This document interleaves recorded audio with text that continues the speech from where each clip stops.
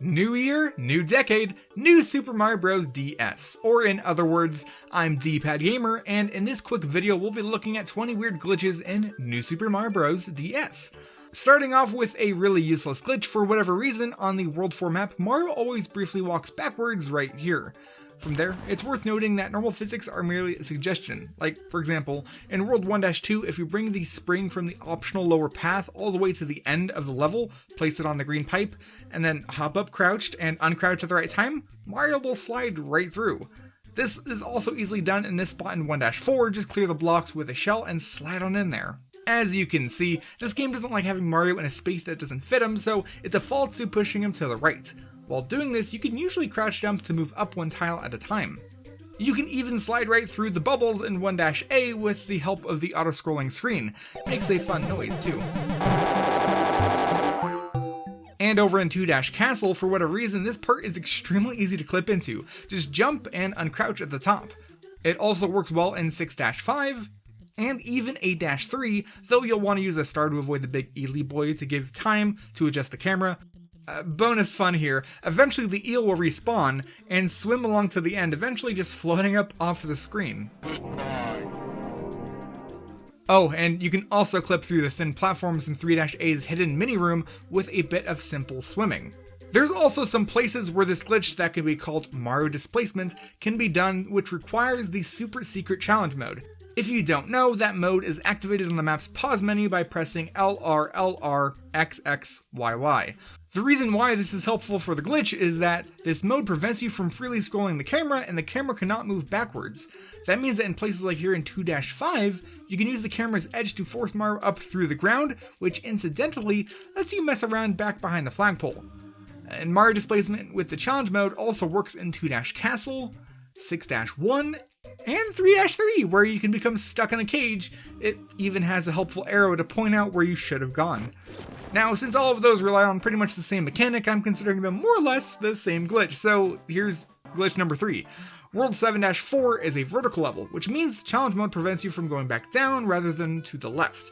If you get to this final section with the goal pole, no matter how high you jump, you can still reach the goal just fine. However, if you consume a Mega Mushroom and become Gigantamaxed Mario and jump, you can scroll the screen high enough that when you walk through the goalpost and beat the level, you die! How wonderful. You can also use the Mega Mushroom near the end of 8-5 to shove the pipe to the left, into the wall. Now if you carefully walk to the right of the goal, scroll the screen to the right, and then go back, you'd see that the texture is now a bit broken. Big Boy mode can also be used to mess with 4-Castle's boss battle. Normally when you walk in, a Goomba will waddle on the ground towards you before becoming gigantic. If you move partway in, hugify yourself, and walk to the right without jumping, the Goomba can walk in to the room in mid-air so that he's at eye level. What a power move! Oh, and for fun, you can use the Mega Mushroom in 6-2 in order to swim on land. In this section, the water rises and falls periodically, and while walking, Mega Mario can't fit underneath these platforms. However, he can while swimming. So as long as you are under those platforms, Mega Mario will swim both in and out of the water. This is also a great place to show off Mario's fancy footwork. If you run, pick up some speed, and press backwards on the D-pad, Mario will skid to a stop before changing directions. Doing this on a slope as the water rises will allow Mario to continue skidding endlessly. It even works outside of the water, though it'll stop you as soon as you get hit or do basically anything other than hold that direction. It's still very sweet though.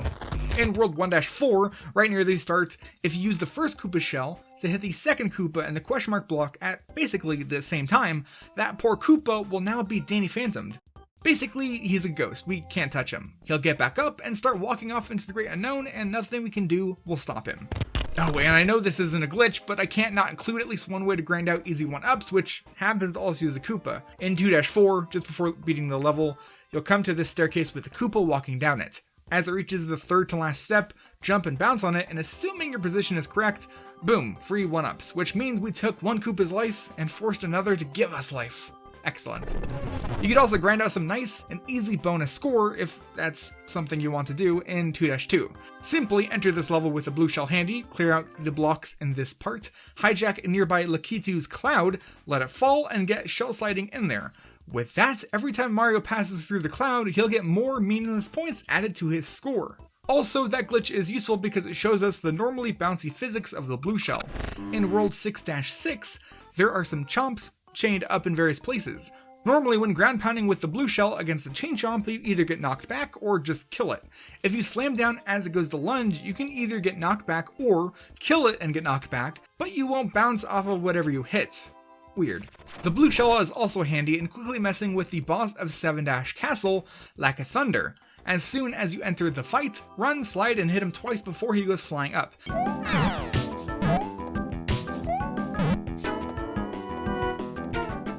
Now he's Lack of Tundra, because he's frozen. I'm not sorry for that. It's not a soft lock or anything, but simply hit him with the shell again or bounce on his head to deal the final bit of damage and move on. There's another really interesting glitch using the blue shell called Hyperspeed, which lets speedrunners complete World 5-3 in 30 seconds flat. At the time of making this video, 4 different runners are tied at 30 seconds for this level, so here's it done by speedrunner Pidgey Prowler, because alliteration is always welcomed. Starting the hyperspeed involves grabbing and throwing a Koopa shell and then immediately jumping off the slope right after the throw animation completes. More or less, this lets you carry the shell and slope speed off of the slope itself, which can then be maintained with subsequent frame perfect jumps. There's another trick glitch thing which comes in handy in 8-7. In this Twitch clip by Speedrunner Glitch performs a glitch called Fire Hops, which is where you throw a fireball just before landing on a grabbable ledge, which lets you jump right off. As one expert described it, it's pretty stylish, and I have to agree. Changing gears a bit, over in World 8-2, this room has some barrels and a switch which temporarily raises the water level. When standing on these barrels as regular Mario, they'll sink. If you stand on them as Mini Mario, they'll stay after a brief animation. If you raise the water level and then jump on a barrel, it stays still no matter what height the water is at. As soon as you jump or fall off of it, it'll zip back down to the appropriate location. Some more weirdness can be found in World 4-6, which is a poison water level requiring you to ride atop Nessie, the living platform. You can even ground pound its back to make it go faster, which isn't evil at all. What we want to do is reach this platform just before the line of piranha plants and wait like at least 20 seconds so that Nessie is far off screen.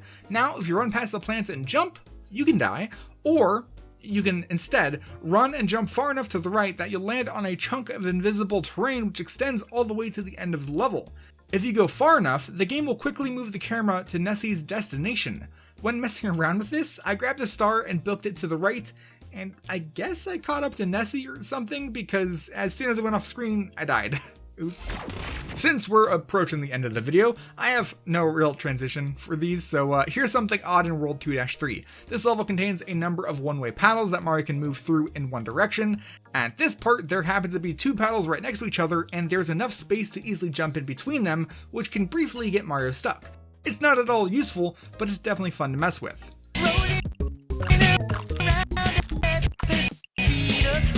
In World 3-1, you can form a real proper soft lock by allowing Mario to get eaten by a fish and kill the fish at the same time. You'll know it worked when the timer stops and Mario is locked into place. I would make a joke about this being a terrifying predicament, but enemies that flow past can't affect Mario, and he can already survive without air infinitely, so I imagine this is actually pretty chill. Assuming my Etch-a-Sketch calculations are correct, the 19th glitch for this video can be found in World 4-Ghost House. This house contains a ghost, as well as a number of colorful platforms that spin Mario from one section to another. As is normal for mechanics like this, which briefly interrupt gameplay, using the platforms briefly stops time. If you run, jump, and land just on the edge of the platform, you can stop time, but still remain in control of Mario. Now the timer is stopped and stuff becomes frozen after being messed with, which makes for a pretty fun sight. To resume normal gameplay, simply take damage or use a different platform. And finally, World 7-1 contains the final glitch for this video. This one requires you to ride a number of floating platforms on tracks, but you'll instead want to ride the question mark block all the way over to this pipe, which lets you enter the hidden area with the second star coin. And here are a number of ropes which can of course be swung on. If you swing Mario back and forth using the upper left rope and time it so that at the apex of Mario's swing, and he collides with the far left edge of the ledge, he'll swing to a stop, right in place. Going up does nothing. Going down eventually causes you to warp back to the rope since the game thinks you dismounted from there. Jumping and moving left or right makes you move from that spot like normal. This is super useless, but just so much fun to mess with. I wanna fly high so I can reach the highest of all the heavens. Somebody will be waiting for me, so I have gotta fly higher. Gotta keep going, everything is a brand new challenge for me. I will believe in myself. This is the only start for me. Wow, look at that, first video of 2020 done. Thanks for watching. Subscribe for more. By the way, for the foreseeable future, I'll be aiming to get videos up every Saturday. If you don't know, I have a Discord server, so link in the description. Join that if you want to hang out. Big thanks to my channel members, especially big thanks to my super fans, Christy Cundress and Pseudonymous. That's it for this video. I'll see you in the next one.